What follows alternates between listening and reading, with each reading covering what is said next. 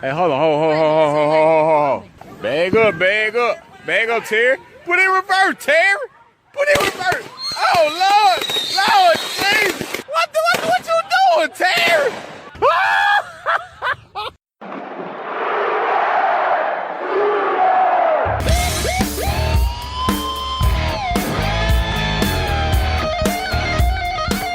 Hey, Sooner Football fans. This is your Sooner Football Fans podcast. You got Terry and Rob here. Boomer Rob. Boomer Terry. And we are coming at you from the still corona-free podcast palace in beautiful Norman, Oklahoma. Where we are not affiliated with the University of Oklahoma. But we do have eligibility left. We got a great podcast coming your way, guys, from the trenchwarfarereport.com. JY is going to be on with us. And we're going to talk all things men in the trenches, where the game is really played. Absolutely. So you've got a treat coming your way. JY is always great, always has good information. We're going to talk to him a little bit about the draft and where he thinks Gallimores is going to go, and then this recruiting class, and talk about his website and a bunch of other stuff. So, what do you think on this corona deal? You think we're in the clear? I think we're getting there. Yeah. I think we're getting there slowly but surely. By the way, Caleb is preparing to watch the Michael Jordan 10-part miniseries. Is that what it is, Rob? Is it that many? I think it's only it's 6 or 7 of them. Okay, that's I could be wrong, but yeah. But as you know, you guys know, Caleb's a huge basketball fan, pro basketball fan, so he is sitting in the living room here at the podcast palace because he can't stay at his house.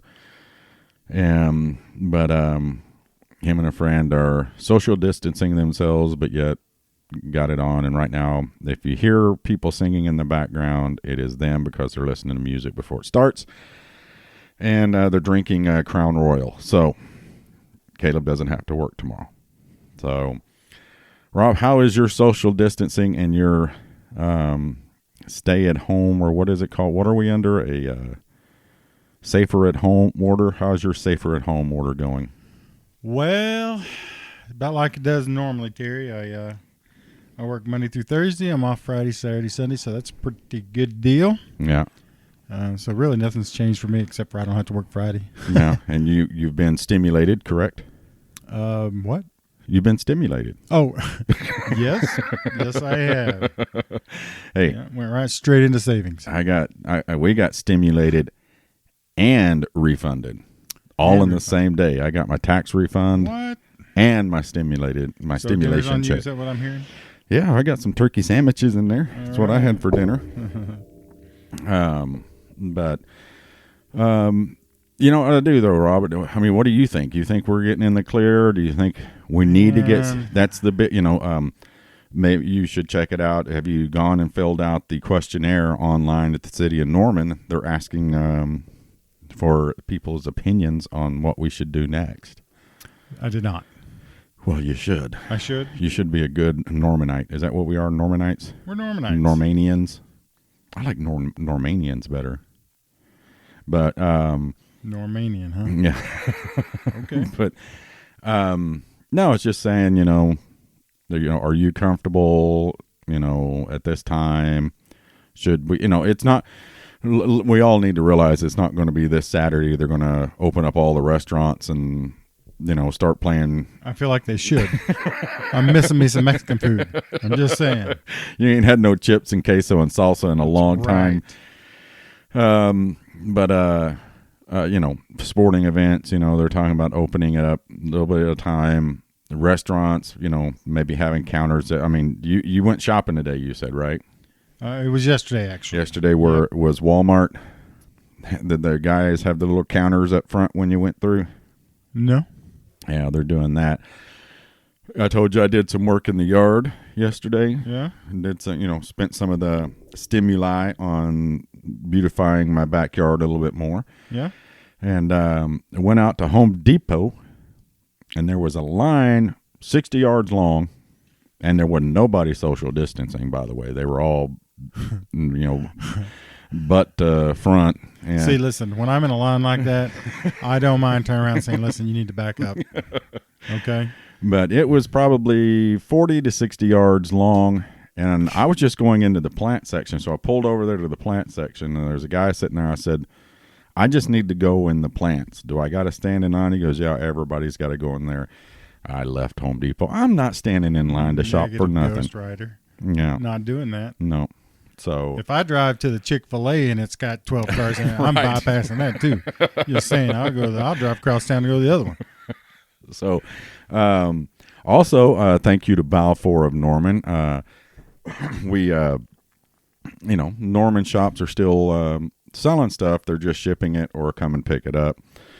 And I went and bought our friends from the Friday Frothy some gear, so a couple of Sooner shirts and some a banner, pennant, and bought myself they're called a driving hat is what it said. Schneider's a little thing there. Yeah, it reminds me Payne Stewart used to wear these hats.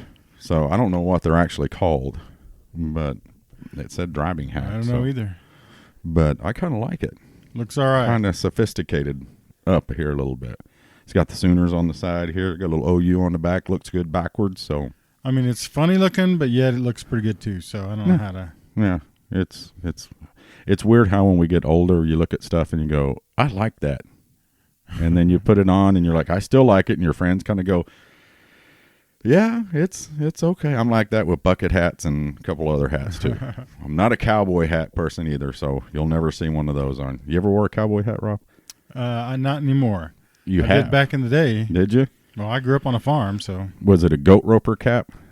We're a few years apart. The goat ropers were curled on the sides and bent real far down. No, was that like a Joe Dirt kind of a deal? No. We called those goat roper. If somebody had their hat all bent, curled up on the sides and bent in the front and the back, a cowboy hat, we called them goat ropers in McAllister. No offense to the goat ropers out there. I had a black felt, and I had a white straw. Ooh. And, you wore the straw in summer and the felt in the winter, for warmth. And Did you wear them out in public? Oh, yeah. Well, not on dates? I'm from a farming community. Everybody, you looked funny if you didn't. So let me tell you, I was in Oklahoma City one time, and I was wearing the straw, and I think it was wintertime. And a girl walked up to me and said, it's after Labor Day, and you're still wearing, I don't know if she said a straw hat or a white hat or whatever. And I looked at her and I said, girl, I will backhand you 3 kinds of sideways. What are you talking about? I'll wear this Monday through, Sunday for a straight year. I thought you were going to say she went, are you John Travolta? Because I was staying alive? Or you're an urban cowboy. Oh, urban cowboy, yeah. Hey, Sissy was quite the looker back then. Huh? Oh, yeah. She had a high fastball. Yeah. She's still the looker now. She was on The Ranch on Netflix. Oh, yeah.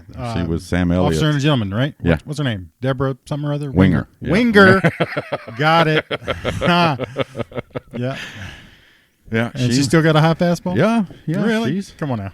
Yeah, she's okay. Women still think Sam Elliott's attractive, Yeah. They go, "Ooh, Sam Elliott, la la la la la." She's kind of that way with. Okay, I'm gonna have to go give her a look see. Yeah, she's aged, but not like aged. More like a fine wine. Yeah. Okay. Yeah. All right. Not a Walmart wine, but a fine wine. Okay. So, who else is aged? There's a lot of those women out there though that had some work done and they look rough now. Tom Hanks' wife on or girlfriend on Castaway. I saw a movie. She did the TV show. Is that Elizabeth Shue? No. That's she was on the she was as good as it gets. That's right, with Jack Nicholson. Nicholas or something. Nicholas is the golfer. Nicholas is the golfer. Nicholson. Yeah. Right. But what was her name? Doggone it. You know who I'm talking about. Yeah. She's had some work. Oof. Not good. Yeah, and you're like, golly, man. She looks like a blowfish. Yeah, it's just you can tell okay, your forehead and eyes aren't supposed to be that tight and stretched, you know. It just looks odd. No? Yeah. Come on, girl. Bring it all natural. Yeah, You know what I'm saying? natural. Don't, hair plugs. And, It's going to come to me. I'm going to get it. yeah, probably at like midnight tonight. And Probably. I'm going to call you if that happens. I've been looking again. I don't know if it's because of this Corona stuff, Rob. I'm having a hard time keeping up with stuff because I just don't feel like it means anything until I know that we're going to play football. Does that make sense? Mm-hmm.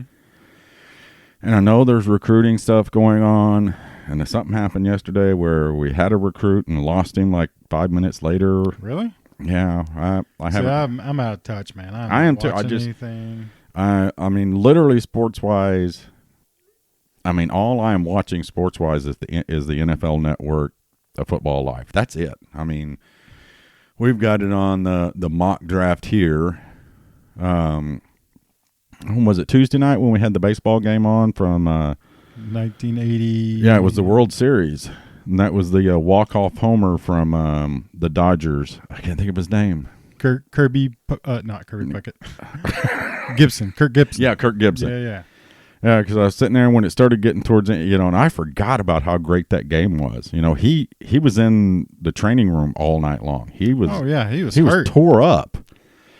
That was the Bash brothers. Yeah, and right. He went to Lasorda and said, "If you need me," he goes, "I got it. I can slap something out there." He goes, "I never thought I could hit a home run, because they got runners in scoring position to tie or win the game." Yeah, and he comes up there on basically no legs and slaps a home run.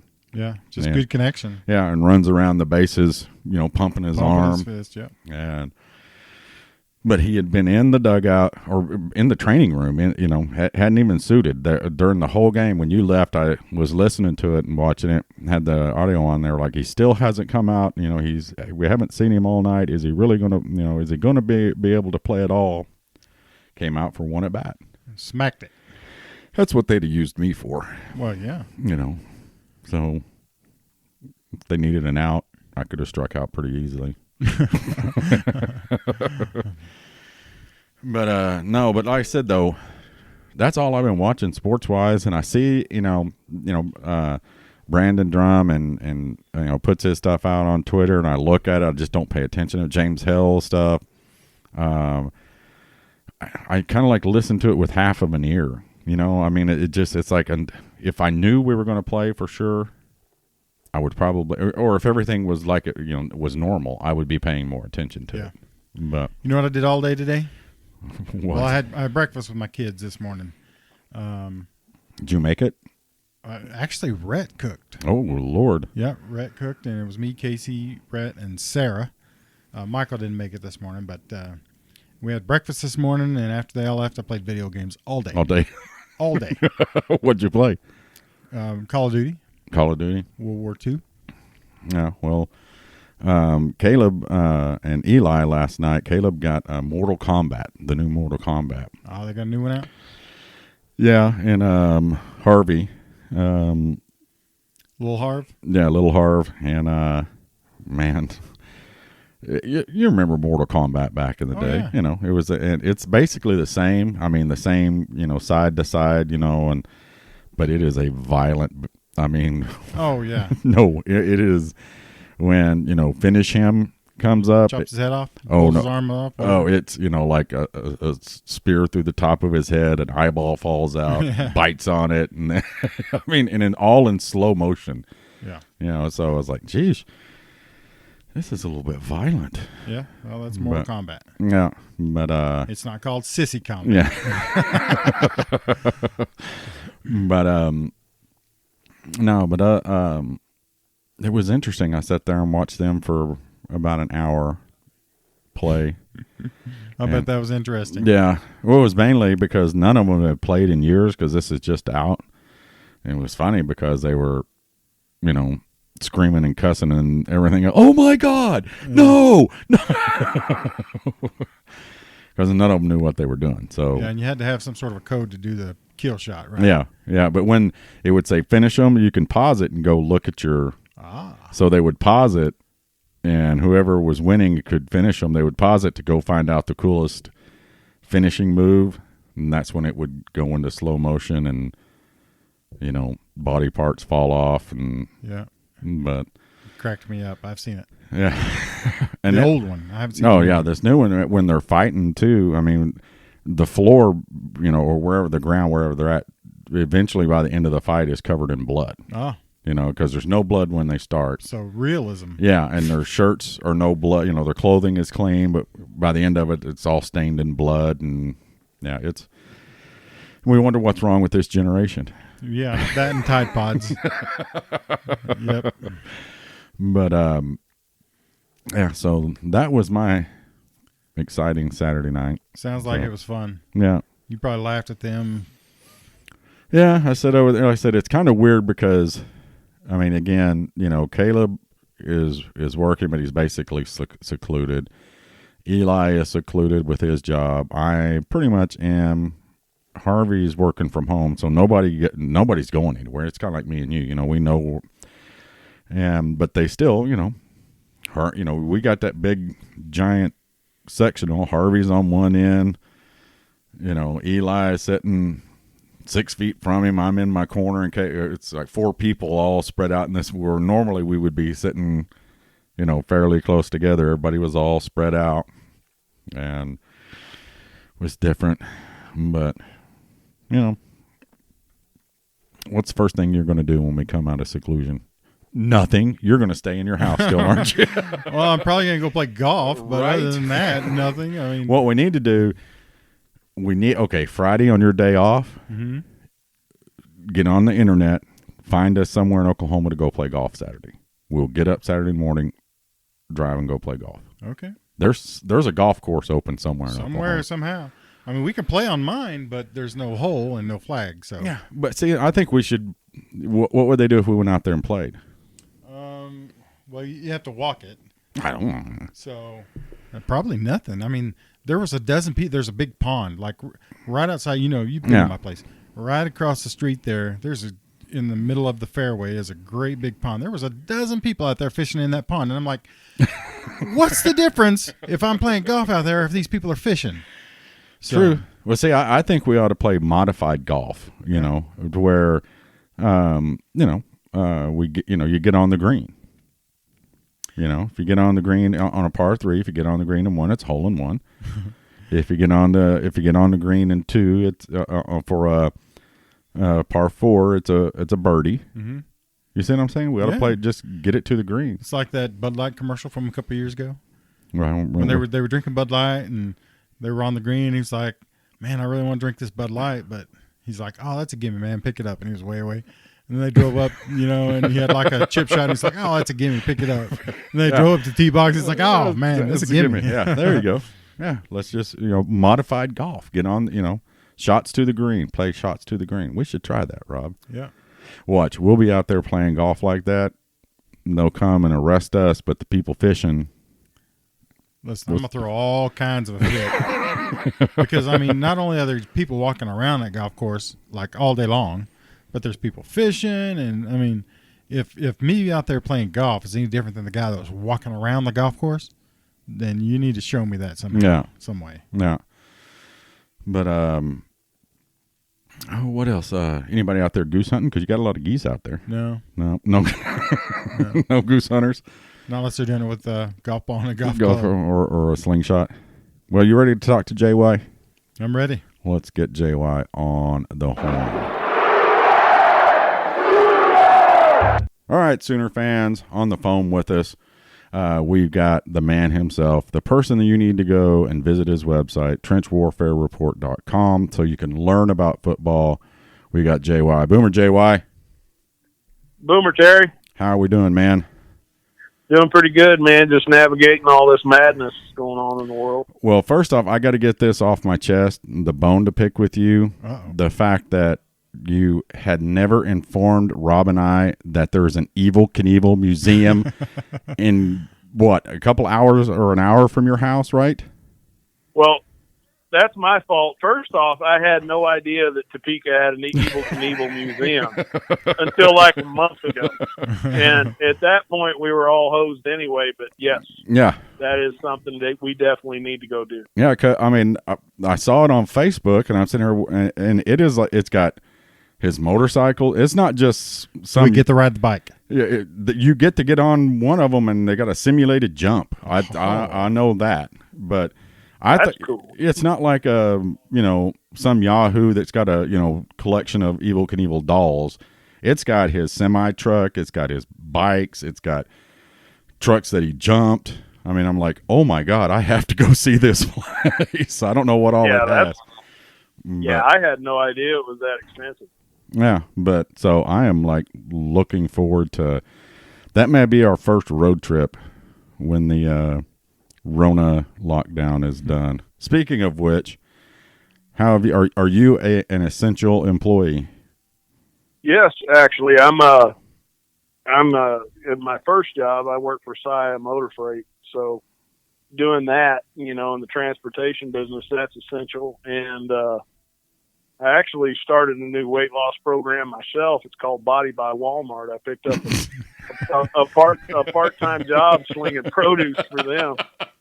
So I'm telling you, I'm walking like 6 miles a day slinging produce for them and lifting bananas and all that kind of stuff, man. I lost like 30 pounds so far. So. Well, and they're paying me to do it. So, hey, congratulations. Why not? Yeah. See, it would be hard for me at Walmart because I'd walk over to the donut aisle, between breaks and grab a donut. Well, so. I've got a 60-year-old lady that chases me around and makes sure I don't do that. So okay, she's yeah. So that's not happening. Well, it's a good. So you got two essential jobs. So that's a good thing because and so far everybody. I know some people, but most of my closest friends are still essential and able to work, and I know that's good. That's a plus. But what have you been doing other than slinging produce and stuff? Life? How is life different or the same in? Well, I mean, everything. I mean, the boy's going to therapy and doing his thing. He's growing. He's staying home. So, I put on Facebook earlier today, the Forrest Gump meme that says, just like that, nobody ever asked what stay-at-home moms did. Yeah. So, so the boy is driving the wife completely, utterly freaking insane. And, because he was in occupational and speech therapy the first half of the day, and then he'd go to preschool after that. So now he's home most of the day. And so I get to see him a little bit in the morning, which is fun for me. But, it wears on the wife a lot because he and I are like a couple of yard apes. Yeah. But, we're wrestling or doing something, playing Evel Knievel games on the iPad, But, other than just working and trying to wash my hands, stay out of trouble most of the time, it's, yeah, pretty much business as usual. I mean, me and a buddy of mine were talking about how spoiled we've become with no traffic and no lines in the store. Right. It's a great thing. Yeah. Well, now I did tell Rob earlier that I went to Home Depot yesterday because I decided with part of my stimulus check I was going to pretty up my backyard a little bit. Home Depot had a line about 40 to 60 yards long of people waiting to get in it. And wow. Yeah, and I pulled up and I was like, I wanted to go in the plant section. I was like, do I got to get in line? They were like, yeah, you have to get in line. I'm not standing in line to buy groceries or to buy going to Home Depot. So right. I turned around in the parking lot and went, but that's the only line I've seen. Yeah. The only weird thing to me is that when you walk into Walmart now, they got the little counter, the people counter that, because they're tracking how many people go in and come out. So, right. And Rob doesn't get to the store. You may have had this. I mean, I've literally had more people run from me at the grocery store at Walmart than I've had in my whole entire life. Don't act like that's something new, Terry. Yeah, it's pretty crazy what's going on right now. I talked to, the wife about this quite a bit. working in a store, you see the full spectrum of, especially a Walmart. Well, not even that, just the behavior about how everybody's either really, really scared or don't care at all. Yeah. So, I mean, there are people that come in the store and they're so afraid of touching the carts. You've got a family of 4 running through the store, cradling everything that they're buying in their arms while the mom barks orders. Yeah. And I've seen a guy had to be a painter because his whole family came in full on hazmat gear and respirators. So, I mean, you see everything. Yeah. But the one thing that's crazy about it is people are more, they want to talk more than they ever have, in my experience. Yeah. It just seems like there has been a couple of times it's the overly cautious person, which I get. I mean, everybody's dealing different with this. I work in home care. I'm not a genius or anything else, but I don't wear a mask. I wear gloves generally right now when I go to Walmart, which I'll probably do the rest of my life, because I'm like, why haven't I been doing this my whole life in Walmart? Because, or any store, but, if you're trying to get to the same place, and I try to be respectful and distance, but I still got to get by, and you're not moving, and people are looking at me like you don't have a mask on. You can see just their eyes coming out, from behind their mask. And then when I got close enough, they would dart like five more feet away, just really fast, and just look at me. I'm like, I mean, do I have a third eye? I know I'm not pretty, but do I look like I have it? I don't know what the deal is, but it's just, it's been a really different experience. My wife with her health, I don't let her out of the house right now. So I do pretty much everything, but yeah, but it's, there's a joke in there, Jay, why I'm just going to leave it alone. Yeah. You don't really have her chained to the wall. We understand. Yeah. But, now, what have you been doing for sports wise? Okay. Well, first, no. Before we do that, it'll probably go along with this. We need to give you a big congratulations for your Kansas City Chiefs. Oh, yes. Yeah. The Chiefs won the Super Bowl. So here's the other thing, right? So the Chiefs won the Super Bowl. I used to be a gigantic Cubs fan before I lived in Chicago. Okay. Mm-hmm. I was a huge Cubs fan, and they've won 2 World Series. My Chiefs finally win the Super Bowl. So I know the world's officially coming to them. Hell's about to freeze over, huh? They Chiefs win the Super Bowl. We have a worldwide pandemic. Right. Yeah. So, but they just had to shut it down at that point. Yeah. So, been 50 years, right, since the. Yeah. So you'd never experienced a Super Bowl victory, huh? I had, and what's funny about it is a couple of years ago, the Royals, won the World Series. I think it was either 15 or 16.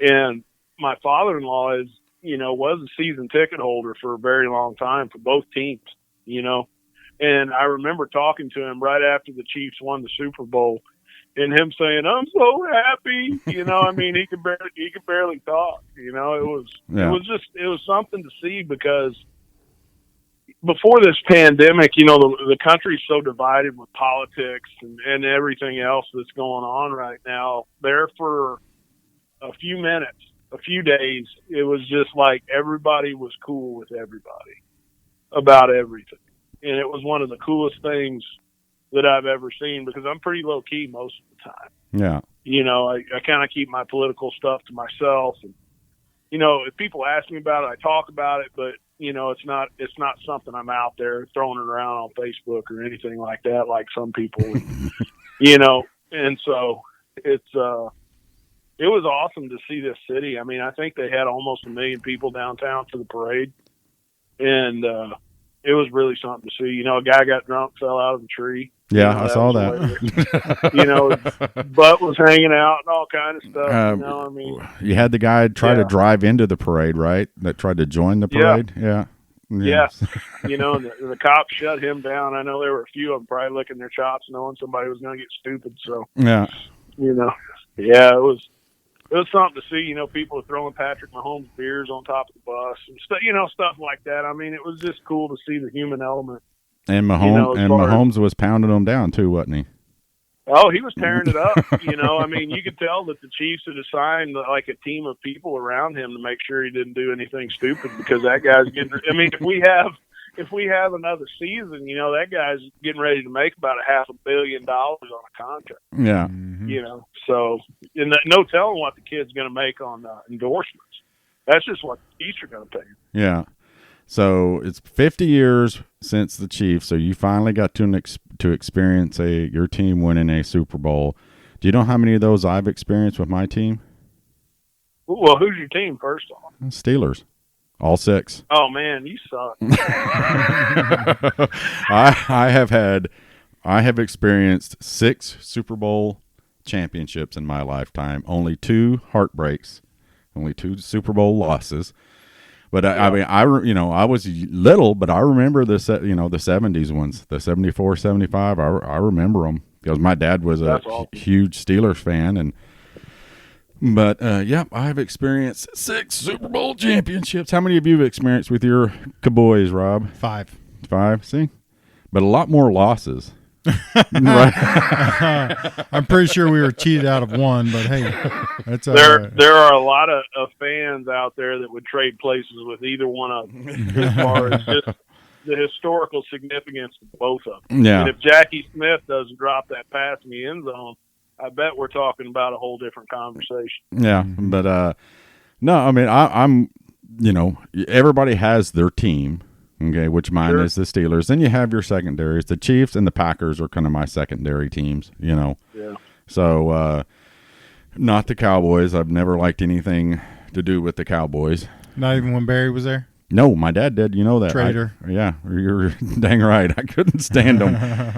But, I mean, but I was, pulling for the Chiefs. And back in, the Montana days when he was there, I don't know how they didn't win one while he was there.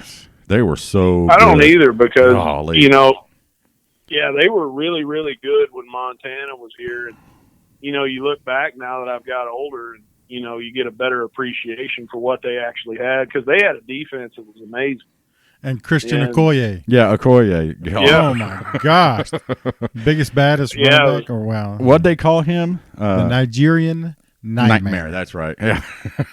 Yeah, and they had Barry Word along with him. I mean, I don't know how people survived after they played those 2 guys. Yeah, yeah. But yeah, I couldn't believe that they didn't win one with those guys because they were really good. And I was actually driving through Kansas City one day, and I just swung in there just to take a look at the stadium, and there was a bunch of fans out there, and it was the. It was like a Thursday before the championship game, not the Super Bowl. And people were like, some of the guys might come out, and I thought, well, I'll stand around here and see if Montana happens to come out or somebody. And a few guys coming out, and then lo and behold, guess who I got to meet in Kansas City at the Chiefs Stadium? Who did you get to meet? Derek Thomas? O.J. Simpson. Oh, wow. That's wild. Yeah. What are the odds? He was there working for NBC. And he was wearing gloves? Yes, he was because it was cold. Oh, boy. But he was, they were doing the pregame stuff. He was there interviewing and stuff. And it was the year that the murders happened. Okay. That all that stuff happened too. And I remember I ran alongside him, and he was funny. He was a nice guy. He was like, guys, if you want an autograph, you got to keep up with me. He goes, because I got to catch a plane. So there were people. We were kind of jogging. It was just I got his autograph on a sheet of paper, and cool. And he was he made jokes about running through airport and all this other stuff, and but anyway, when the murders happened, people were like, there's no way. One person could kill both people. It's just not physically possible. I got news for you. O.J. Simpson is a big man. Okay, the dude was massive. Okay, so that's what's crazy about NFL guys. I mean, you see some of these guys, and they were just made to play the game. Yeah. They're just gigantic. Yeah, he was just there, and it wasn't like I said, it wasn't big, like, he was just physically huge, I mean, from top to bottom, just a big man. And, me and my wife were talking about it when all that happened. She was like, do you think he could have done that? I was like, yeah, I met him. Yes, he could have, he could have taken care of physically. Both he was going to be able. Right? Yeah, it wasn't, a physical problem. So, and somebody needs to tell that man to get off Twitter. I don't follow him on Twitter, but the people that share the stuff, he's out there, man. Really? Yeah. He made a comment about Carol Baskins. There is no Tiger. Yeah, have you seen that where he's talking about that? There is no doubt in my mind that Carol Baskin killed her husband, and got away with it. Man, how could people not see that? Man, anyway, y'all, and I'm like, holy crap, did you just say that? No way. Oh, yeah, he's totally making a spoof out of that. Yeah. But, wow. So I'm sure Kansas City, like you said, it was locked and loaded for how long did the celebration last? I mean, weeks? I think it's still going on, to be honest with you. I mean, because we don't have anything else going. So, I mean, I know that a lady that I work with, she's probably in her 50s, maybe early 60s, and she said she's rewatched the Super Bowl like 20 times. Yeah. So, I mean, there's still people walking around in their Chiefs Super Bowl champs gear and the hats, and you got hats of all kinds. I mean, normally what happens is the first half of the season, everybody's, sporting the Chiefs gear, and then you get to the playoffs and, and then they pee down their leg, and then everybody puts it on the shelf until the next year, but it's staying out. You know what the best part of that whole deal was for me? Do you remember what was it early in the third quarter when the 49ers all posed in the end zone like it was over? Yeah. Yes. Yeah. And then they had to eat it. Oh, that was the best. Yeah. Yeah. But the Chiefs didn't make it easy for you though, did they? It was every single game they were behind. It was not just a little bit behind, significantly behind every playoff game and in the Super Bowl. Well, I think I was talking to you guys about it, that, about how I'm bad luck and how I've jinxed, so I'm not allowed to go to Sooner games. And then I wanted to vomit my mouth in that second round playoff game. I think they were playing the Texans when they were down so much and all that, and the father-in-law was over watching it, and my father-in-law and my wife are Italian, right? I'm talking like Italian, so you can read between the lines on that. But, so Goomba, as my son calls his grandpa, Goomba's ready to send the family in to take care of him on the sideline. I mean, he's pissed, and it was something to behold, man, because I just wanted to go out in the garage and cry in a glass of scotch and a cigar, man, because it was, but then they just started making plays and they didn't look back. So, yep. Yeah. But, it was crazy.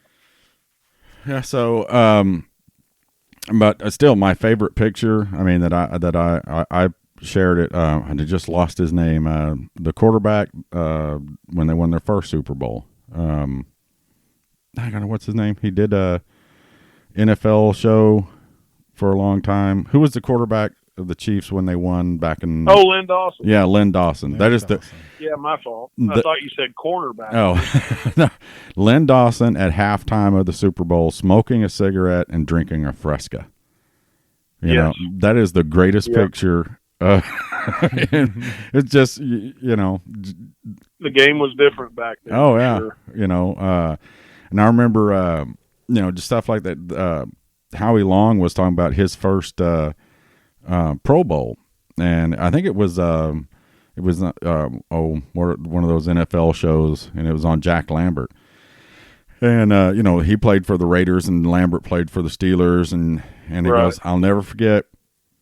He goes, I'm standing there and we're in the defensive huddle, or they'd already started practice. Lambert was late, and Lambert finally shows up, and he walks up. He's got his helmet on and a cigarette underneath his helmet, takes a drag off the cigarette, throws it on the ground, steps on it, and says, You big guys keep them some bitches off me, and I'll make the tackles. He said that's all he said.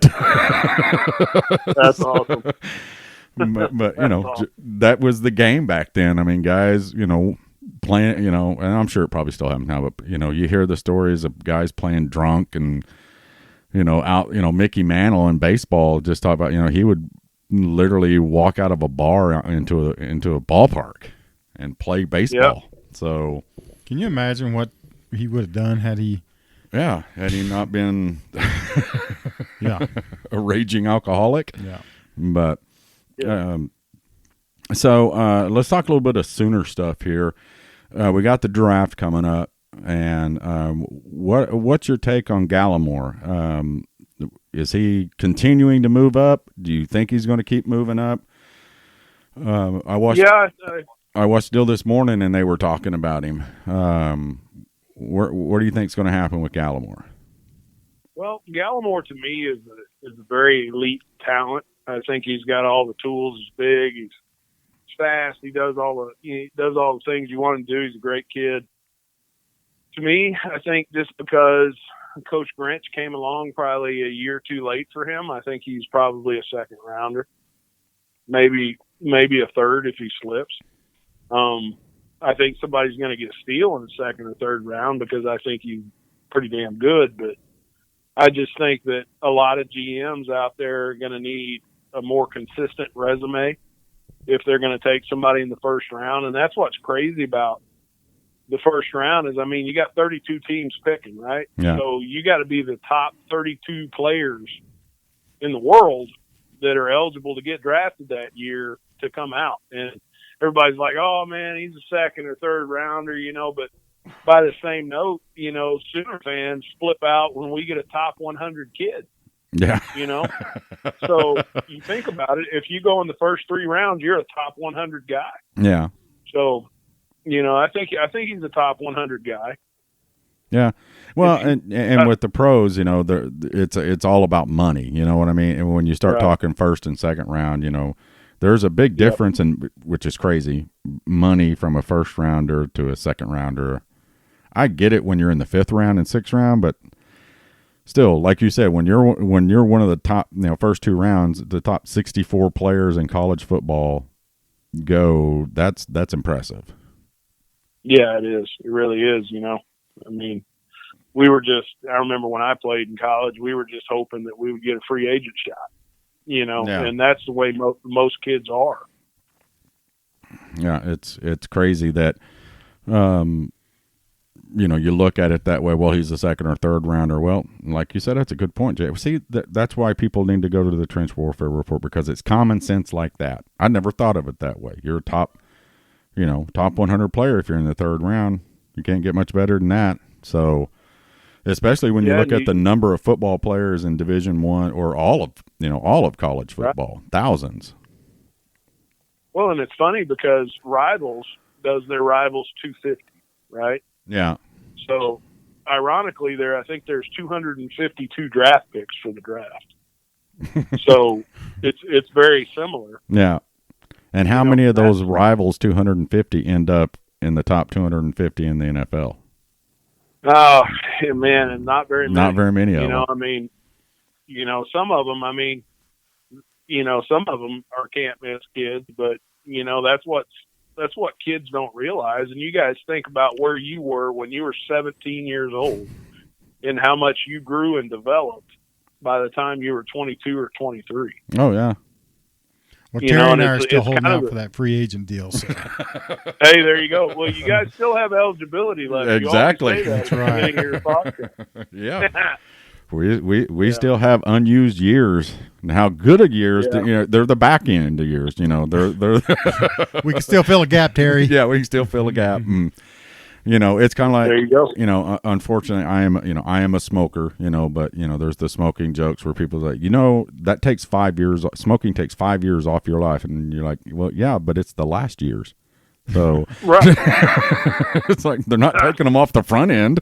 So, right. For sure. But first off, I forgot to bring this up though. We'll get back on some Sooner stuff. Have you ever watched Australian rules football? I have a little bit, and it was they do a lot of kicking. Yeah. So it's hard to keep my attention. It's definitely, I'm impressed how they run and kick at the same time, because I couldn't do that. Yeah. Did you have a chance Didn't want to do that. Did you have a chance to listen to our Australian podcast? Well, I thought I was. I started today, and I was listening to the other guy that had a podcast, and I got about an hour deep, and then right below that one, I see the Australian one, and I'm like, oh, crap. So vintage me, I'm sitting there doing my homework, and so, no, I haven't had I haven't had a chance to. Well, check that one out. These guys, they have a YouTube channel called the Frothy Friday, or the Friday Frothy, and which it's basically sports and beer is what they deal with. But we got connected with them through a guy I went to high school with, and they're huge, Aussie rules football fans. A lot of racing and they do. Yeah. They do. Their stuff has racing, pretty much all car racing and everything. But they wanted to learn more about American football, college football, because it's not. They know all about the NFL. Not all about it, but you know what I mean. They're familiar enough with it, and so they wanted. So we decided to team up with them and do an international podcast with them and be on their show. It was fun. And but some of the things that we learned that I'm still ticked off about was there's only 3 Outback Steakhouses in Australia. Did you know that? Yeah, aren't all of them Outback Steakhouses? No. If you're in the Outback, there are no steakhouses. They had never heard of them. They had to look them up. Yeah. Okay. Wow. Yeah, and because their commercials are Outback, it's Australian and they're like never heard. They looked them up and there's 3 that they could find. Because when we were saying Outback Steakhouses, they were like, "Hey mate, there's no steakhouses in the Outback," and I'm like, "No, it's the name of the place." If you're in the Outback and you eat a steak, it's because you shot it and killed it, or knifed it, I guess, in their case, whatever. And it's either kangaroo or crocodile. Yeah. But there's no Outbacks. They had no idea what a bloomin' onion was. We had to send them pictures of bloomin' onions. And nice. Foster's is not Australian for beer. They don't sell Foster's in Australia. It's exported. Right. They make it there, really? But they don't drink it there. Yeah, which they're smart because I don't know if your Foster's is terrible. Yeah, that's kind of what I've heard. I'm not a beer guy. I'm more of a Scotch guy. I like, I got to drink way too much beer to feel anything. But no, I used to watch Australian rules football because it would come on ESPN late at night on like Saturday night, and I just watch it, and never really paid attention. Just enjoyed it because it was something on. It wasn't soccer, thank God. But saw it, and then kind of got some rules and stuff. And me and Rob watched a couple of games. Rob has gotten really good at showing their little touchdown signal. Their little touchdown score signal. Rob has figured that out. At first, I was making fun of it, but I'm kind of on board now. Yeah, just a little bit. Now, I am a big fan of rugby, though. I mean, I still haven't figured out why they call a touchdown a try. A try. Yeah. And see, that's the thing with with Australian rules football. It's you get 6 points if you score a goal, but they actually call a goal a behind. Really? And we're like, okay, guys, no offense, and I told them this, but there's things. They keep stats on behinds and handballs, and I was like, in America, those don't go along with sports anywhere. But right, a behind is unless it's followed by a good game. Yeah, good game. But a behind, that's the stat for goals. So because it goes behind the goal, it's got to go behind the poles. So well, that makes sense. Yeah, but no, we watched some of it. But man, we watched some of the old, and that's one of the things we talked about was how the sports have changed. We watched some of the old Australian rules. The YouTube stuff. The toughest guys in the history of Australian rules. It was basically, guys like Lambert and Dick Butkus and Lawrence Taylor that just didn't care, that would literally You know, and they're not wearing any pads or anything, and they're just trying to take people's heads off. You know, they're running, but it's and then you know they've had a few players come over here, some punters that have come over and played, and right now, and I didn't realize this, but we were talking to them, and Caleb's dating a girl that knows him. There's a guy from Texas who played basketball at Oklahoma State who is he's big in Australia now. He went over there to play Australian rules football, never played it before in his life. And he's 7 foot tall.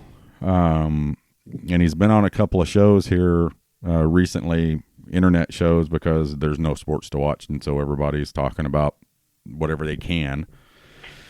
But it was pretty, you know, he's becoming a big star over there because he's an American and, you know, playing a sport he didn't grow up playing. But well, that's what's crazy when you go to Australia. I mean, I got to spend 2 weeks there, and right after I graduated high school with that Down Under Bowl thing, and you know, it's funny because we treat them the same way when they come over here, but they will just follow you around and listen to you talk. Yeah. But do you know what they call You probably do since you went over and did that, but what they call American football? Yeah, gritty. Yeah, gridiron or gritty. Yeah, the gridiron, you know, because they would say, you know, when they were referring to football as Australian rules, and then soccer, rugby, and gridiron. And we're like, after they said it a couple of times, me and Rob were like, y'all call American football gridiron? And they go, yeah, that's what, you know, it's called, and da-da-da-da. We're like, I kind of like that, you know, instead of calling it football, let's just call it gridiron from now on. Yeah. And well, since I was over there, I developed an affinity for New Zealand's rugby team. They're called the All Blacks. Yeah. Because their uniforms are all black. And I love when they do the haka. You know, when they do the Maori. That's just amazing. Yeah. You know, so. It's scary, really, wild. Is what it is. Well, it can be, because you look at some of those guys that come out of New Zealand, those native islanders that are just massive with these gigantic thighs, and they look kind of crazy. And, you know, it can be a little scary. Yeah. Yeah. But, because I know they did that a couple of times at an OU game, because they had a guy from Hawaii on the team that was and he did that with them. I think when Stoops was here, they put out a couple of videos with them in the locker room doing that. But I think it was Nilo, wasn't it? I think so. But but it's definitely a different sport, and to see their affinity with American football, and they were just shocked. I mean, literally not, you know, that there was, you know, I sent them some videos of the Boomer Sooner chant here, and they were like, how many people are there? And I was like, it's 80, 90, 95,000, you know, and they're like, to a college game? It's really that big, college football? We're like, oh my God. Yes. You don't even understand. Yeah. So, because over there, I guess, you know, there's really not any college athletics. And the way I took it is that rugby and Australian rules football is kind of like soccer in England. It's their clubs, and it's supported by the people. It's not really an ownership. You know what I mean? It's right. It's these clubs have been around for years, and people pay their dues to the club to help the club run. And it's not like, you know, Jerry Jones, you know, oil and gas mogul spends $30 billion a year on a team. It's publicly ran. I mean, everybody supports it. So, well, and the huge difference between what they do and what we do, there's no structure. There is one big play. You know, it's all, constantly. There's no stoppage, and you know. Yeah, they don't. A guy gets flat out knocked out. They do not stop the game. No, he's dying. Okay. Yeah. Doctors run out, you know, and drag them off the field. And if there is a stoppage in play, they add it to the end of the game. So, you know, but it's definitely, and like Rob said, you know, that. There's play, you know, and they were saying there's plays, but you're right. It's not structured where you huddle up and you go and da-da-da-da-da. It's communication on the field, I guess. Well, there's no strategy involved, really. I mean, obviously there's some on-field strategy, but there's not anything like the coach can do on the sidelines to say, okay, hey, you know, they're, you know, they're blitzing off the left side. Yeah. Let's, you know, that kind of thing. So, but it does make me tired watching it because those guys run constantly. Yeah, constantly. and it's my neighbor across the street, Eli, he's a big soccer fan. He goes, it's pretty much the same as soccer. No, it's not. Okay, there's nothing about it. And those guys over there, they hate soccer too. I mean, everybody hates soccer. Everybody should hate soccer. You hate soccer, don't you? Well, I do and I don't. I can appreciate soccer because I used to chase soccer chicks when I was in college. There you go. But all right, but I never really caught a whole lot of them. But I chased them. Most legitimate reason I've ever heard. Real fast, but. That's a good one. But I can appreciate it. I mean, I'm definitely a fan of what the women's soccer team on a national level has done. It kind of ticks me off that the guys are a bunch of pansies, but I'm really proud of what the ladies have done. Yeah. I think the girls can whip the guys. I think if they ever played a game, they would. Yeah. Physically in a fight? I don't know. Yeah, I bet they take them. I bet they do. But so how are you doing? Well, keeping up with the recruiting and stuff? Because Rob and I have been talking. I mean, without anything going on, I really, and here we got this podcast, that's worldwide now. But I am literally not interested almost, or I see it. The recruiting stuff, and I'm just like, does it matter until I know for sure what's going on? Yeah, so, I kind of share your emotions, man. I'm a little dejected because, yesterday was supposed to be the spring game. Yep. And and I had it all planned. Me and the wife were coming down, and we're going to go to the spring game, howl at the moon a little bit, and check everybody out, and hopefully see Spencer Rattler slinging around. And because it's almost worse than one of the playoff losses we've seen, in the last few years. You just see people, all bummed out, and I'm one of them. Yeah.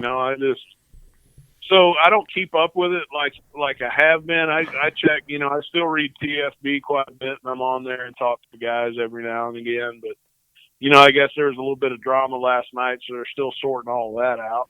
Yeah, that's what I was telling Ron. Somebody committed and then 5 minutes later decommitted and committed to Ohio State or something like that. I was partaking in adult beverages last night, so I'm not sure what happened. But what happened? Well, you had a player. Yeah, I don't think they've gone public with who the player is, so he shall be named later. So I can't divulge that. But, I mean, he committed to the Sooners, and then Ohio State hears about it because he's the guy that they really wanted. And so the coaches get on the phone, and the kid is really torn between the two places because I guess he's closer to Ohio than he is to Oklahoma. And as far as, geographical distance. And, of course, Mama has something to play with that, wanting him closer to home and whatnot. And I guess he wants to come play for Coach Grinch, but Mama wants him close to home. So, he's committed for like an hour, and then Ohio State calls and works him pretty well, and then he decommits and commits to them. And so I don't know if they've gone public with it at this point. But, from what I hear, the paint's not dry on that one, so the Sooners still got a shot. But, it's interesting because you wonder if they're even going to have a season. Yeah. And like you guys said on the podcast, last week, you wonder if they're going to play to empty stadiums, which would be really interesting just to see and see how players adapt to that. Yeah. Yeah. And, so one of the things you want to do is bring kids in for on-campus visits, and they get to see the game day atmosphere and all that type of thing. And now you're bringing them in for something that's like a closed scrimmage, or a practice when you got refs and TV cameras and nobody in the stands. So, Rob, I gotta ask Rob a question on this. What does it sound like to you Ohio State did? It sounds like they sniped our guy is what it sounded like to me. But cheated. That's what you're always saying. They cheated. They right? cheat. Yeah, they cheated. Definitely Somehow, cheated. we don't know how, but they cheated. Yeah. That you. Yeah, that's just it. Everybody else cheats. We don't. But here, I was actually yesterday out and about. I'm still wearing it right now, but I bought me a driving hat, a Sooners driving hat. I've never owned a driving hat, so I went for a drive around Norman on Saturday. Drove by the stadium, and there's two things. One, I see what Rob's talking about. There's two big places waiting for gigantic statues to be dropped there. But I was thinking about this with the football. If there's no crowds, would they play them in the stadium, or do you think would it be better if they played them in the indoor practice facilities? Because those are 100-yard fields. Yeah, but I don't think they can because of the kicking game. I think they'd hit the roof. Well, the stadium is set up to record that video, so even if there's not going to be fans in the stands, they're going to video. They're going to yeah. Well, true. I mean, I just thought it would just be, it would just see it. Even, hey, we're all for, we want football, we want to go to the games, but you know what? I'm just as happy sitting on my couch drinking a beer, watching a game as I am at the stadium. I just want you to know I will be definitely at the stadium. But, how would they keep it? Showing a game in a giant empty stadium to me would be. I'm trying to think of a word for it, just other than weird. It would uneventful or unhyped or anything. That's why I was thinking if they put them in, in the practice facilities to where you don't see a giant empty stadium. You see what I mean? It's sure. That's one of the draws. I've talked about it too on the podcast before. Is like the XFL and whatever the league was last year. They're putting them in these big giant, in these huge markets that already have NFL teams and everything, and they're putting them in these 80,000 seat stadiums, 90,000 seat stadiums. They know they're not going to fill them, and it makes the product look bad. Yeah, right. And seeing a college football game in any venue. Whether it be Oklahoma, the Big House in Michigan, in an empty stadium, it would. I don't know. It's football, Terry. Yeah. So you hush your mouth. I agree, but it would still just be, like you said, it would look like a scrimmage, and geez. Well, the thing that concerns me the most about it, I remember even at the Division II level, we'd go to some places that, teams weren't very good, and then they would, they wouldn't have anybody there. It was so hard to get ready to play. Yeah. Because we were used to playing in front of maybe say like 10,000 people, which isn't a lot by any stretch, but you definitely feed off of that. Yeah. And then you go to a place where there's 250 people there. I mean, it's, you once you get settled in and you get going, it's different. But for the players psychologically, they would have to get ready mentally for that, and then especially offensively, it would change the dynamic of people coming into Norman or going into Baton Rouge or, any of these places where it's hard to get offensive signals. You wouldn't have to go on a silent snap count anymore.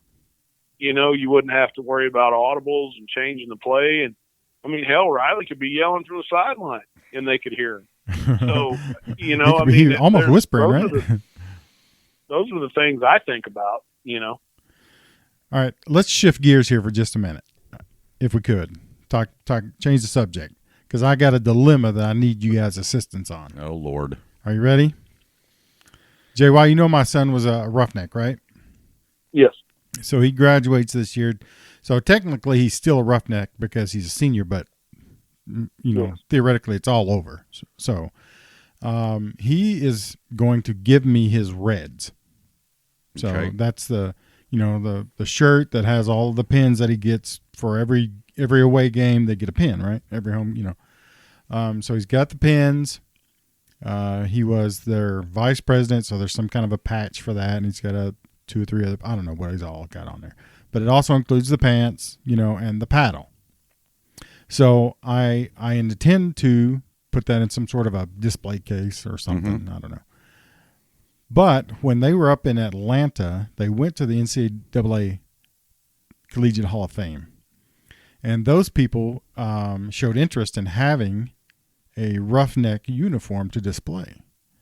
And so we may donate his Reds to that cause. But I'm kind of torn because I want them. So do I donate them or do I keep them? You go, JY. Well, here's my perspective on the thing, and I get why you would want them, but your son would be forever immortalized. Every college football fan that went through that building would see his stuff. Yep. And that's how I would go. I mean, and that's how I went. I mean, because we have a picture of him where he's got one of the shotguns and he had just fired it and broke it open. The shells flipped out, and he's you know which one I'm talking about probably. And he's just like screaming because we scored and whatnot. And it's just the greatest action picture of him that I have. So we're gonna. My intention is to send all that stuff, barring the conversation that we do have with him, along with the picture, because I obviously want the picture to go. Yeah. With the uniform, and donate that stuff to the Collegiate Hall of Fame. So Terry, you got to that's get our him to next at trip. least throw in like free lifetime. Yeah, tickets. lifetime. Oh yeah, absolutely. I need some negotiation right here. Yeah. We'll give this to you, but Yeah, Yes. when anytime I want to show up, I get 4. yeah, Yep. And a beer. and a beer, And it better be cold. and it better be cold. Yeah, Right. it would be hard. Like it would be hard not to have that stuff, but you would always have it, and you could always say, Yeah. this stuff, my kid's stuff is in. Well, that's pretty much the decision Immortalized. that I came to. How cool would that be to go, hey, my son's stuff is. Well, I mean, you're going to have, grandkids someday, and you could take them there and go, this is your daddy's stuff. Yeah. So, Yeah. I could. I mean, Yeah. obviously that's kind of what we decided to do with it. So, yeah. Well, that's cool. yeah. I'm going to include, I got a bunch of. Congratulations, man. Yeah. Those are good problems. Yeah, it's a good dilemma to be in. Although it really wasn't a dilemma, I kind of led you on like it was. The decision had been made. I mean, there's no other decision to make there, right? Donate them. You donate them. So, and if I want some, I can replicate it somehow. Yeah, I'm sure. But I'm sure even he could say something to, I don't know, whoever makes the roughneck stuff and say, yeah, hey, I'm donating my stuff. Can we pay to have another one made just so my dad can have it? Yeah, and depending on what we negotiate with them, they may not want the paddle, which would be cool, because I bet they will. he handmade the paddle. Yeah, they all of them make their own paddle, so I'm sure it'll go with it. But or make another paddle, Rob. Give them the one y'all make and keep his paddle. Yeah, see, yeah, could do that. See, that's So, a great idea. yeah. See, But we got to plan a road trip down there, Terry, yes, we do. to check that out if that happens. Especially, if they surely there's going to be a big ceremony. I mean, I would think that all the celebrities would come from Hollywood probably to see that. Rob has been standing. Rob's been standing in front of his mirror giving his son's induction speech. Introduction I think speech Bud, like Barry, they and do. Bob are going to be there. And Well, that's every dad's dream right there. Yeah, to introduce your son being immortalized in the Hall of Fame, like it would be pretty cool. Yeah. For his stuff to be there. Yeah. All joking aside, that would be really Yeah. cool. So. And seeing we could make a road trip, we could go pick up JY, go to the Evil Knievel Museum, and then go to Georgia and go to the NCAA You're Museum. speaking my language See? now. We are speaking his linguity. So, are you a golfer, JY? I'm a drinker. Same thing. I mean, I like to go and swing the sticks. I used to play quite a bit, like 10 years ago, 13 years ago. before I said I do. And, which means you don't play golf anymore. That's what I do. I have clubs, and I'm looking at them right now. They're hanging on the wall of my garage. And so, you know, I had them extra Shrek. I had to get them extended. I'm sure you did. You know, so I didn't, you know, because they were golf clubs are short anyway. But yeah, I like to play golf. Yeah. But are there golf courses open up there? I think they are in spots. I mean, you can only have one guy in a cart, you know, from what I hear, and they're giving extra long tee. They're not giving. Let me figure out how to say this. They're not giving as many tee times, right? Instead of as 5, what they were, right? Yeah, so instead of 12 no and 12:05, it's 12 and 12:15, and right. Yeah. And everybody's got to have a cart. You can't have a cart and then a walker because people may come in contact with each other, you know, and all that kind of thing. So yeah, Rob and I pulled out. Well, Rob's played, you know, a couple times this season before, but we made our first trip to a golf course the week before everything shut down, and we, for the life of us, cannot figure out how a golf course. It's not social distancing. It's not, because I promise you, Rob and I play golf a bunch together, and we're never within 6 feet from each other. Terry's in the right rough. I'm in the left. So yeah, you know, I mean, but they shut them all down here in Norman. So Rob, this Friday, since he's off work Fridays, he's been tasked with finding, because there's some open in Oklahoma. right. But there's not, you know, my buddy Mike out in Tennessee, his course is closed, but there's one like 45 minutes away. They just drive out there that's open. So every day, the last 3 Saturdays, I get a picture of a Yingling beer with a, you know, golf glove, you know, hand in a golf, you know, going, right. It's, you know, 77 degrees, not a cloud in the sky. How are you doing? So I cuss him out in several texts. So, of course. Yeah, so he's still going out and playing. And then, you know, here in Norman, they've shut down everything. Yep. You know, the golf courses, city parks. And you're not being responsible if you go out and play.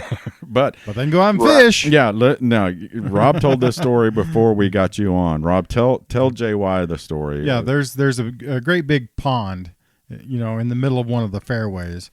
And there's a half a dozen people out there fishing that pond today. And I was just like, how can I not play golf, but you guys can all go out there and fish? That doesn't make any sense. Yeah, Rob lives on a golf course, it's a, you know, and there's people out fishing and walking the golf course. Yeah.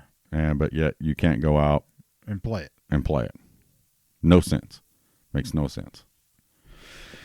Yeah, it's interesting to see how all the restrictions are decided and all that. I honestly think that this is so unprecedented, people don't know what the hell to do.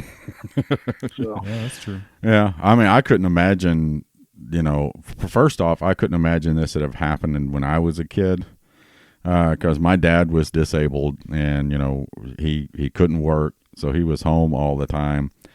I would have hated having to be homeschooled by my dad, because I promise you there would have been ass kickings several times a day. You telling me you're that stupid? Smack, smack, smack, smack, smack. You know? Right.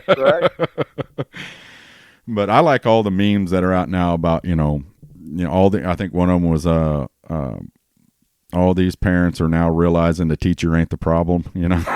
Right, definitely. But yeah, I couldn't imagine having to. I mean, I had to wake up, you know, my dad waking me up in the morning and getting us off to school. I couldn't imagine getting up and my dad saying, "Sit down, get your, you know, Ned and the First Reader book out, and let's start reading." I couldn't imagine having to be taught by my parents. Yeah, me either. Because I know my dad's the one who taught me football and sports, and it would have been the same thing, you know, because my dad, you know, I'm 4 years younger than my oldest. I got 3 older brothers, and I'm 4 years younger than the oldest or the youngest one of those. And I had, you know, the Otasco football pads, you know, the cheap little Rydell, you know, kiddie pads, you know. Yeah. My brothers were in, you know, organized ball, my dad had me out with them doing the Oklahoma drill. They're in regular pads, and I'm in yes. You know, and do you think my brothers took it easy on me? Oh, hell no. They were lighting you up, man. They were like, Rudy. Yeah. Calm down, Rudy. Right? And we lived out in the country in southeastern Oklahoma that, you know, there were more rocks in our yard than there were, you know, grass. It was kind of like the show about Bear Bryant, the Junction Boys, where they walk out on the field, the guys are out throwing the rocks off the field. That was our yard, so that's what we played. Yeah, the home field advantage is knowing where all the gopher holes were. Yeah. You know, it was the same way with basketball. I mean, not basketball, baseball. I was a catcher. I don't think I've told you this. The way my dad taught me to block balls, so it wouldn't. You know, you don't be afraid of the ball. It's not going to hurt that much. You got all that gear on. Take one in the sack, Terry. No, he would literally, I would get up against the house, but we had a part of the house that there was no windows around. In catching position, my dad would throw them in the dirt. I had no gear on.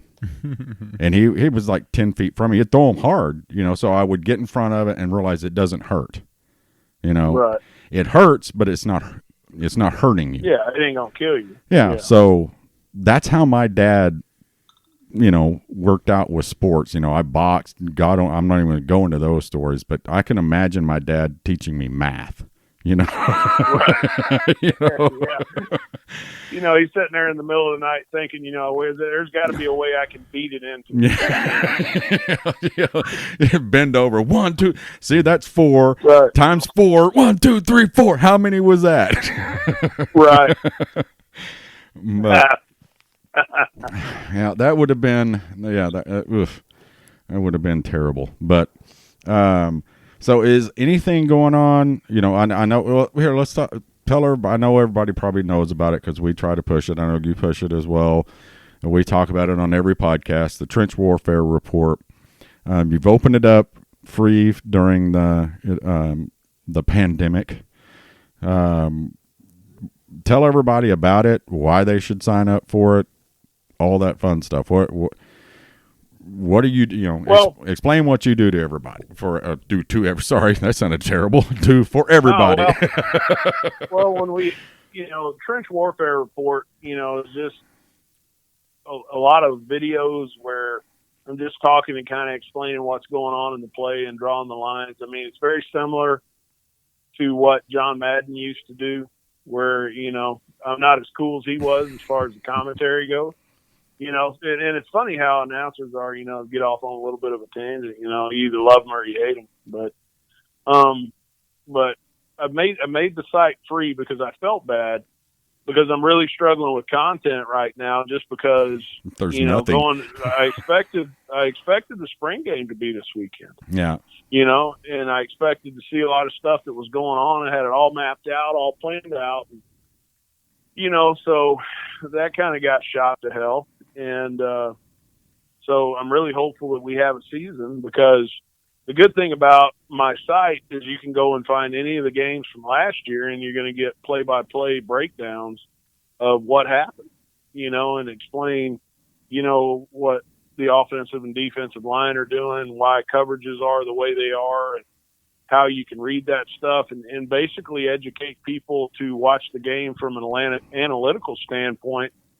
Because, deep down, I'm an offensive line coach at heart. Yeah. I'm a wannabe. I've never been an offensive line coach, but if I had to do it all over again, I think that's what I'd want to do. So just trying to teach people about the game, because to me, and I hope we get to see it again, and I don't want to get too emotional about it or anything, but it's, I'm having withdrawals over here, spring game kind of gets you through. And, with the Trench Warfare Report, it's my way of being an offensive line coach and talking to my guys in the film room, and gals for that matter, because I created it with my wife in mind, really, that if there are ladies out there that want to watch it and have something in common with their husbands or boyfriends or whatever, and they can learn the game, it's a place where you can come and do that.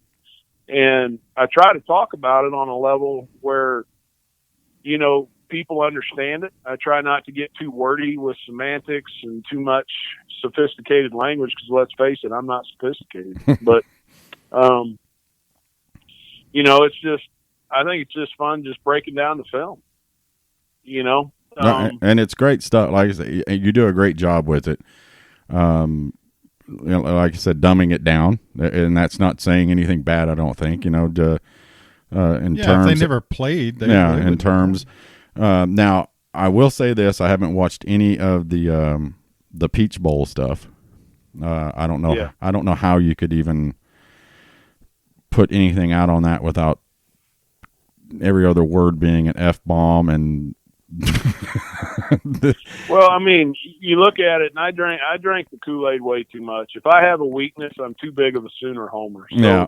if you're ever looking for a prediction on how a game's going to go, do not give me to listen to. Because if I'm let's storm the Bastille. I am. Remember the Alamo. I'm holding out to the last play of the game, and I'm fighting like hell. Yeah. That's who I am.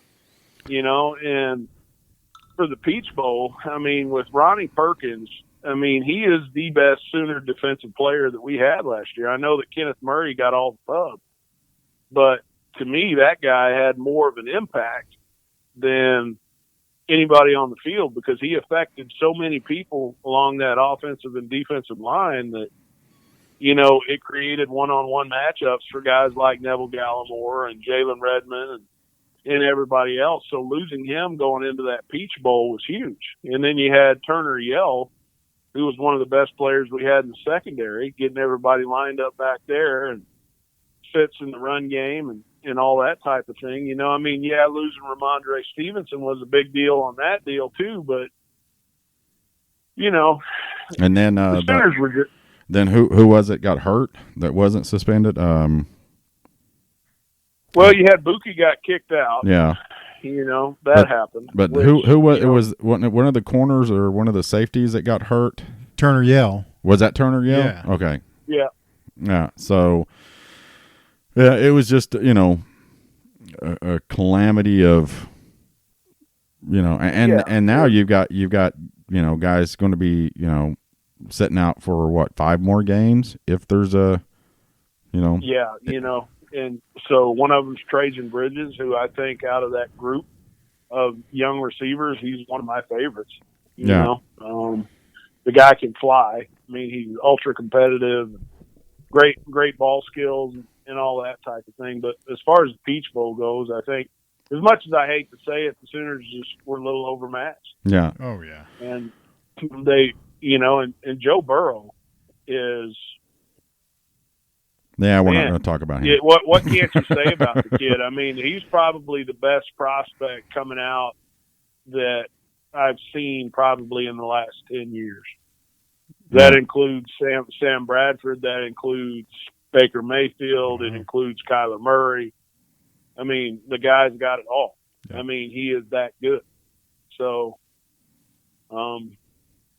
well, he can play, man. He's a once-in-a-generation talent from a quarterback standpoint, So let me kind of, I don't know if it's political or what, but what are your thoughts now on, I'm bringing this up because of the suspensions, the marijuana testing or testing positive. I guess it has been said it was marijuana, wasn't it? That they I believe so. Yeah. With all the laws, obviously changing everywhere with it's now there's a, medical marijuana shop literally on every street corner in Norman, Oklahoma right now. Okay. Right. And, the NCAA, and including pro football, when are those rules going to change? Because you can't, if a kid, 18 years old can go get medical marijuana, prescribed, how are the NCAA is going to have to change the rules, aren't they? I would think so. I mean, I tend to be more centrist. I'm probably the most liberal conservative you're ever going to meet, and probably the most conservative liberal you're ever going to meet. I mean, I can go both ways on a lot of things. For me, having a son who has autism, even though he is high functioning and, with the ADD and stuff that he also has, and just doing a lot of reading and different things like that, definitely the medical marijuana is helping a lot of kids out there that have seizures and adults for that matter.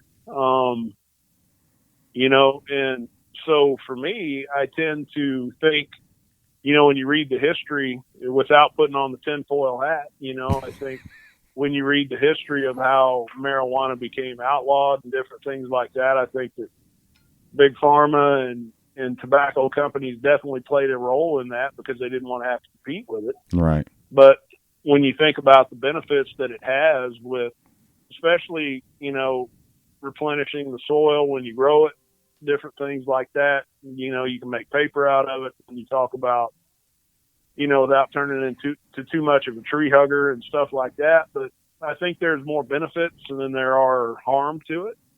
I think that a lot of former players like myself could probably benefit from it, and even you guys, because let's face it, you guys are almost grown men as high school players knocking the hell out of each other when they still let us do that. Yeah.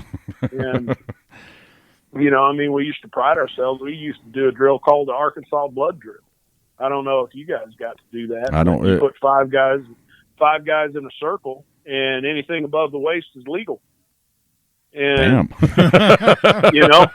and then you had the entire team circled around them. So if one of them was standing around, everybody in the big circle had a number, and the coach would call out that number, and you'd get earholed if you were standing around. Oh, I remember that happening. Yeah, we had that where you'd get sideswiped if you were standing over there not doing anything. As my coach put it, standing over there riding your hand car, somebody would take you off your hand car. Oh, absolutely. So, I know that's kind of taking it off of the weeds a little bit, but I think that, in this day and age, even 15 years ago, it was definitely a little more taboo than it is now. But, how many states is it legal in now? Yeah. So. Well, and I think Lincoln, I'm not going to quote verbatim, but he had, somebody ask him that, and, he had a great answer to it. And it was, it's legal in so many, it's something that the NCAA has to look at because again, 18 or older, you're an adult, okay, in the United States. And you can go fight for your country. You go to and if you get a prescription for medical marijuana, for anxiety, for pain, for whatever it is, and you go play Division I football or college football, you're going to test positive. So they've got to change those rules. They've got to say it's not, they can't say, well, it's legal if you have especially in places like California, and I think Colorado too, recreational use. And it's going to be in Oklahoma probably in the next 2 years, recreational use. Well, then you really have to change it because then it's not illegal at all. So, well, and then you dig a little deeper, and you look at how is the DOT going to treat it with a lot of professional drivers? Yeah. Where, like right now, if you get pulled over and you're impaired with alcohol, how are you going to test for marijuana? Right. Because it stays in your system so long. So there's the conundrum there. So, it's, there's a lot of things that are going to have to be looked at. That's for sure. Well, and a lot of Sooner fans, and I'm sure just like any fan base, and I'm not knocking us Sooner fans, but, we're like, what's the proof of them, actually using marijuana? They could have been around people and just had a contact. Sure. Yeah, but you're not. That's a lot of marijuana that you have to be next to. Yeah, that's true. True. You got to be, okay, yeah, you're sitting in a dorm room all night long with, 10 guys smoking weed, you're going to get, but if you're standing around with, just friends and stuff like that, you're not going to get enough in it into your system. But, it's just, I've always been on the side, I'm kind of like you. I'm a liberal conservative, I've felt for a long time that marijuana needed to be legalized. It's not any different. I agree. It's not any different than alcohol. It really isn't. And it doesn't lead to other drugs. Right. And if you want to say that, well, alcohol does lead to other drugs. There's proof of alcoholics becoming, Sure. And I've known people. I still know people who have smoked it their entire life. Oh yeah. And they're good people. It's just, hey, I said, You can tell by the names of their children, right? Some of them. I'm just saying. well, actually, the only side effect I've ever seen marijuana have on somebody is wanting to eat everything. Yeah. So now all heavy people are, Yeah. suspect. Am I right? Right. Got a couple extra pounds. Yeah, Guess what? We know what you're doing. Yeah, it's not, so what JY just said, that it's not America has an eating problem, is that all the overweight people smoke dope. That's the thing, right? It could be. You never know. I mean, depends on who you let get a hold of it. It's writing the story. Yeah, well, and then, it would all be like that, what was the name of that cartoon that came out? Wall-E, the little, the robot. Mm-hmm. And, all the humans on the ship were just gigantic because they didn't do anything. Everything kind of took them around. So that's what we're going to look like when marijuana becomes legal. But, and again, out in California, I think I've shared this. I know I've shared this before on the podcast, but I mean, they deliver it like pizza in California. Really? Yeah, you call up your little shop, and 30 minutes later, there's a ringing at your doorbell, and my daughter-in-law, we've been out there a couple times. She, I got to order my marijuana, and she calls them up, and 30 minutes later, ding dong, there's a guy standing there with a little baggie. Wow. Yeah. That's crazy. Yeah. But they're doing that now with alcohol in Oklahoma. You can actually, some places are delivering your alcohol for you. So, but I knew they had the drive-through liquor stores in a lot of places, but I didn't know that they had delivery now. Yeah, yeah. And I never quite understood the drive-through place. Or it's kind of like 7-Eleven selling the single beers. What's the because if you're selling a single beer, that beer is getting popped open when they hit hit the car seat. Definitely. But, well, is there anything else, Sooner football, JY, that you want to? I mean, we've talked about just about everything. We talked a little bit about Gallimore. Is there, if there is a season, what are you looking at? Offensive line wise and defensive line. Who's gonna step up in those places? Well, Chris Murray just transferred in from UCLA, so you're wondering if the rule was going to be voted on, whether or not people could transfer one time and be immediately eligible. The NCAA was getting ready to vote on that before everything was shut down for the coronavirus. Yeah. And so you wonder if Chris Murray is going to be one of those guys now. Does the NCAA vote on that? And when they open things back up, do they get together and vote on that and make a lot of these kids eligible? Because you read about what Coach Biedenbow and Coach Riley were saying, in the press about how they weren't pleased with how the offensive line performed in the Peach Bowl. And so, I mean, it's going to be interesting to see who gets the start. I was really looking for that left tackle battle to see if it was going to be Stacy Wilkins or Swenson, because we never really got to see what Swenson could do all year because he had a bum shoulder. Yeah.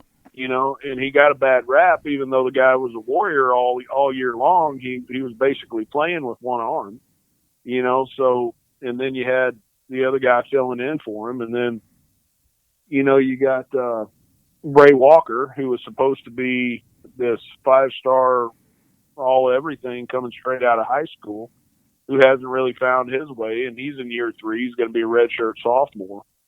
So trying to see, has he done enough homework cerebrally?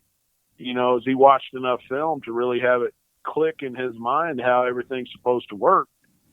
Because physically, there's nobody on campus that should be able to beat him out from an athletic in a strength standpoint, but you got to be a good football player, and then Creed Humphrey, is coming back again, and he was playing center, but what's that? Hallelujah.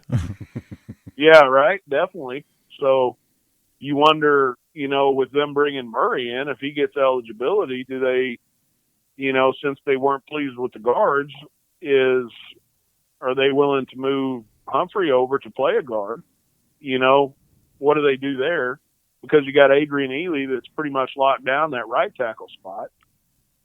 So the whole offensive line, it's a good problem to have. It's very similar to your roughneck dilemma with the uniform there. I mean, you've got a wealth of talent, and Coach Biedenbow, it just seems he's trying to keep everybody motivated, and he's trying to bring in more competition because they've got 4 and 5 star guys everywhere across that offensive line.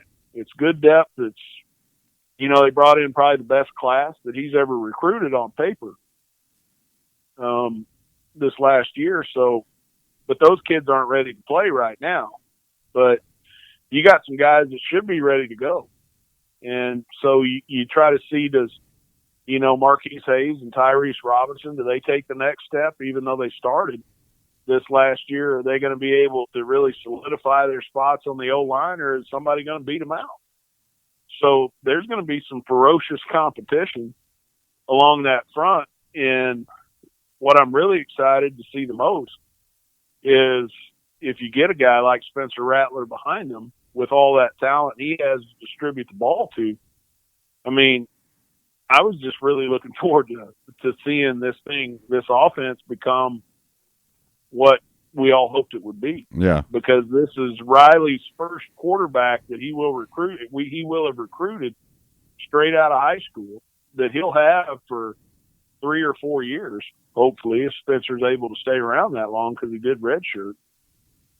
And well, and I mean, and the receivers, and tight ends. I mean, that whole class with Bridges and I'm losing track of everybody now.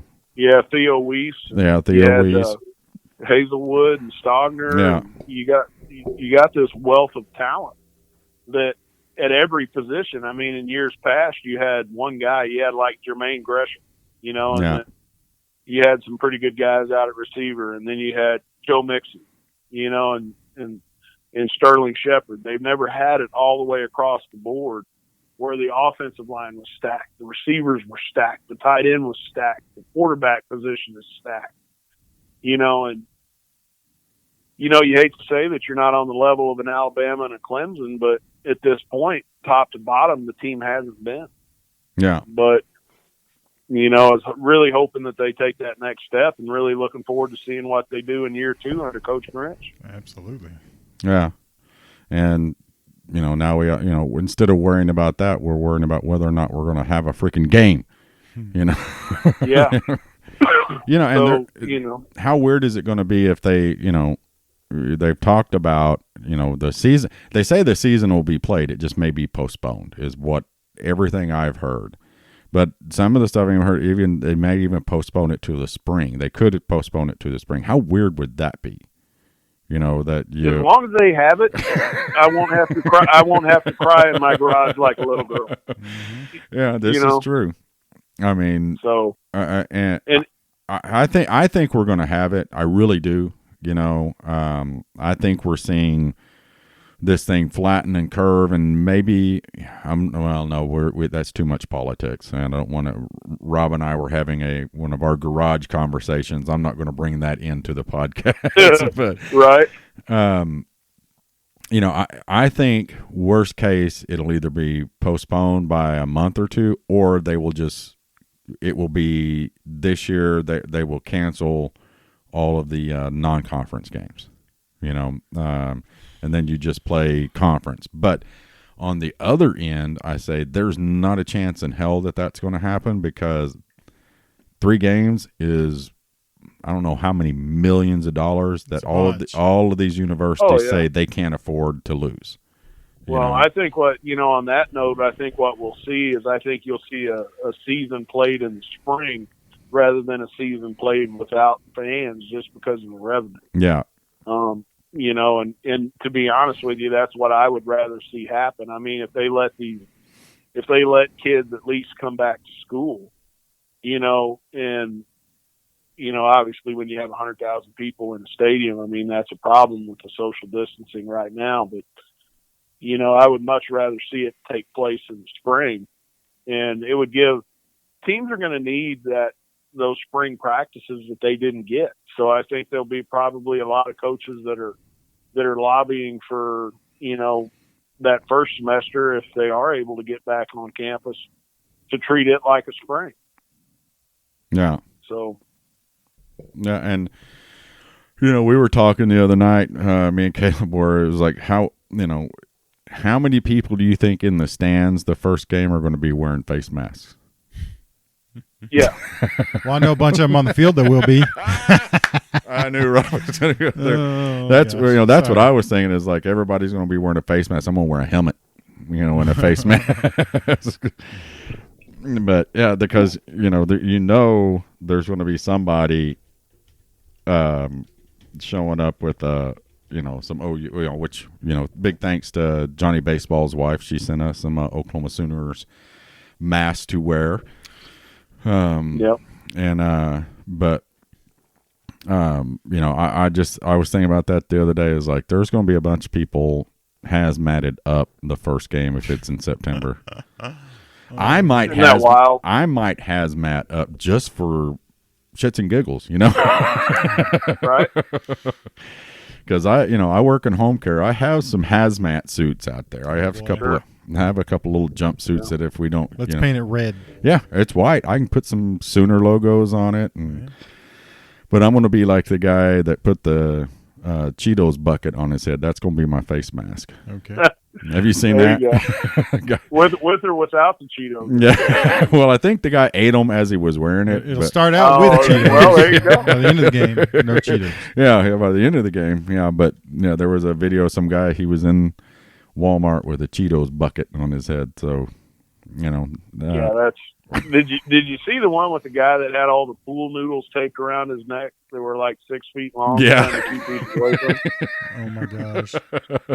Well, and there was a car shop that had the guys that were working in it. They had semi truck tubes around them, and they had suspenders keeping them up so that would keep them 6 feet apart. They'd bump into each other with the with the tubes on. Listen, if anybody you wonder how people think they're going to get through the checkout line. You know, you didn't really think this one through. Like I was telling Terry earlier, I don't have a problem telling people to back up. Listen, Right, you're a little too close to me right now. Yeah, I Rob's say it to Terry all the time. Yeah, Rob's a crowdophobic. I mean, A little bit. There's nothing funnier to me than if we have an event at the house, which we do quite often, and more people show up than what I told Rob. And we're going to show up. Oh no, don't come on. Rob, he just kind of gets this kind of nervous kind of set, and and he'll come up to me and tell me, "Hey, I got to go." There's too many people in here. So but, you might be self-incriminating here. Yeah. But no, I mean, this is definitely something that you thought we'd only see in a movie something. I mean, it's not WWZ, or what was the one with we watched the first day. Rob or Caleb was watching it with Dustin. Outbreak. Yeah, it's not Outbreak. It's not that crazy. Contagion, maybe? Huh? Was it Contagion, maybe? Well, we've seen that, but the movie Outbreak with Dustin Hoffman and Cuba Gooding Jr. It's not that, but it's kind of like Hollywood has, or a movie has come to life. They're just playing into it, right? Oh yeah, yeah. How many? Yeah, and that's another thing. In a year, how many made-for-TV movies is there going to be about? A nurse in New York hospital and or something like that, or in South Florida, or Patient Zero and of COVID-19. We're just going to get inundated with made for TV. Yeah, once hopefully when we come out the other side of this thing, I don't ever want to see it or hear about it ever again. Right. You know? Right. Yeah, that's that. I never. It's weird, you say you never say never, but we've had a few of these little scare. I'll be honest with you, and I'm not trying to be arrogant or anything like that. COVID-19 doesn't scare me as much as it did when they had the Ebola case in Dallas, like 5 or 6 years ago. When they said there's a confirmed case of Ebola in Dallas, I about crapped my pants. That was because Ebola, Ebola, you're going to die. I mean, you get that, but when they had that case down in Dallas, I was like, uh-oh, here we go. But, COVID-19, it's bad. It's highly contagious, but, we'll just leave it at that. We'll leave the politics to the politicians. But, well, JY, is there anything else, any other wisdom you want to impeach upon us, impart us with? I wish I had some wisdom. I don't think my mind's fully able to comprehend what's going on in the world right now. So. Yeah, it's weird. Just turn it. You can't even turn on ESPN and have to change it because there's soccer on. I mean, there's nothing. I have literally watched, because I've watched them all anyway. Every a football life that the NFL Network has had, I've watched them all, and I've watched them all again in the last 3 weeks. Well, I tell you what's good to do, and I'm sure you guys have already done it. Is to get on YouTube. You can pull up old Sooner games, and you can pull up, highlights and different things like that. I don't watch the ones we lost, but yeah, those are too painful. I still haven't watched the Florida 08 game. But, oh, really? Oh no. Did you saw it live and you just won't rewatch it, right? Yeah, there is one play I've gone back and watched, or actually one series down by the goal line, just because how messed up the scheme was up front with when Chris Brown got stuffed in the backfield down on the goal line. Mm-hmm. And so, and I kind of got pissed off at the beginning of the playoffs, or the week of the playoffs. ESPN put out the first play of the Oklahoma-Florida game in 2008. You remember that play? Yep, when I think it was Manny Johnson got shellacked on the sideline. Yeah, there. Pass interference. The guy got there early. Yeah. Yeah, and no, they didn't call it. But ESPN, is like, this is, playoffs and championship football, and they showed that play, and I'm like, how can you? Because you see, for one, the guy hit him, and the ball come down after he gets knocked out of, and he did. He got shellacked. Yeah.